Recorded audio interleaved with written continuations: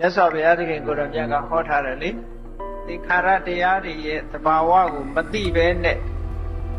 အနှစ်တရာအသက်ရှည်ရတာဟာတဲ့သင်္ခါရတရားတွေရဲ့သဘာဝကိုသိတဲ့အသိဉာဏ်နဲ့တနေ့တာအသက်ရှင်ရတာကပိုကောင်းတယ်အဲ့ဒါကြောင့်မို့လို့အသိပညာဆိုတဲ့နေရာမှာလောကီပညာပဲဖြစ်စေလောကုတ္တရာပညာပဲဖြစ်စေအကြောင်းကျိုးအကောင်းဆုံးသိပြီးတော့လူဘဝရဲ့ကိုယ်ဘဝလမ်းကြောင်းကိုရှောက်လန်းဖို့ရကိုယ့်ကိုယ်ဆုံးဖြတ်နိုင်စွမ်းရှိတဲ့အသိဉာဏ်အနည်းဆုံးရှိဖို့လိုအပ်တယ်ဒီတဲ့အဆင့်မြင့်လာလို့ရှိရင်ဝိပဿနာပညာတို့ဘယ်ပညာတို့အဲ့ရှိရ